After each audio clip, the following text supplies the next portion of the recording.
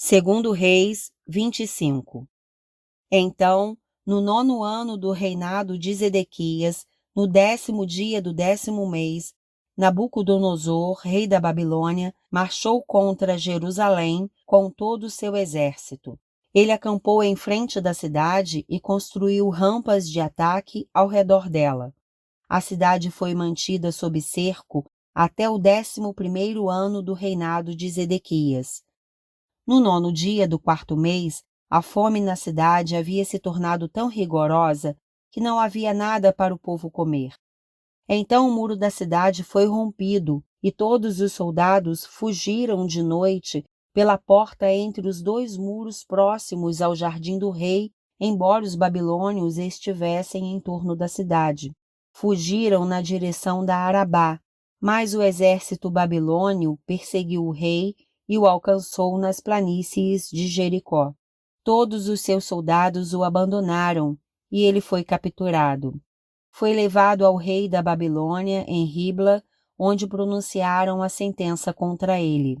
Executaram os filhos de Zedequias na sua frente, furaram os seus olhos, prenderam-no com algemas de bronze e o levaram para a Babilônia. No 7º dia do 5º mês do 19º ano do reinado de Nabucodonosor, rei da Babilônia, Nebuzaradã, comandante da guarda imperial, conselheiro do rei da Babilônia, foi a Jerusalém. Incendiou o templo do Senhor, o palácio real, todas as casas de Jerusalém e todos os edifícios importantes.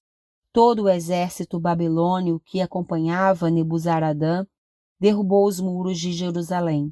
E ele levou para o exílio o povo que sobrou na cidade, os que passaram para o lado do rei da Babilônia e o restante da população.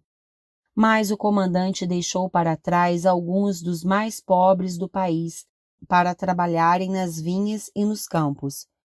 Os babilônios destruíram as colunas de bronze, os suportes e o tanque de bronze que estavam no templo do Senhor e levaram o bronze para a Babilônia. Também levaram as panelas, as pás, os cortadores de pavio, as vasilhas e todos os utensílios de bronze utilizados no serviço do templo. O comandante da guarda imperial levou os incensários e as bacias de aspersão, tudo que era feito de ouro puro ou de prata. As 2 colunas, o tanque e os suportes que Salomão fizera para o templo do Senhor eram mais do que podia ser pesado. Cada coluna tinha 8 metros e 10 centímetros de altura. O capitel de bronze no alto de cada coluna tinha 1 metro e 35 centímetros de altura e era decorado com uma fileira de romãs de bronze ao redor. O comandante da guarda levou como prisioneiros o sumo sacerdote Seraías, Sofonias, o segundo sacerdote, e os 3 guardas da porta. Dos que ainda estavam na cidade, ele levou o oficial responsável pelos homens de combate e 5 conselheiros reais. Também levou o secretário, principal líder responsável pelo alistamento militar no país, e 60 homens do povo. O comandante Nebuzaradã levou todos ao rei da Babilônia, em Ribla. Lá, em Ribla, na terra de Amate, o rei mandou executá-los. Assim Judá foi para o exílio, para longe da sua terra. Nabucodonosor, rei da Babilônia, nomeou Gedalias, filho de Aicã e neto de Safã, como governador do povo que havia sido deixado em Judá. Quando Ismael, filho de Netanias, Joanã, filho de Careá, Seraías, filho do netofatita Tanumete, e Jazanias, filho de Maacatita, todos os líderes do exército, souberam que o rei da Babilônia havia nomeado Gedalias como governador. Eles e os seus soldados foram falar com Gedalias em Mispá.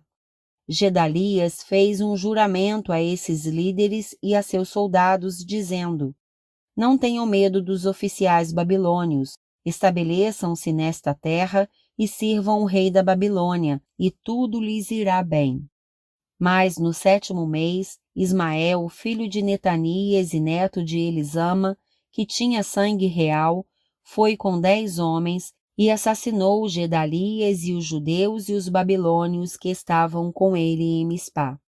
Então todo o povo, desde as crianças até os velhos, inclusive os líderes do exército, fugiram para o Egito com medo dos babilônios.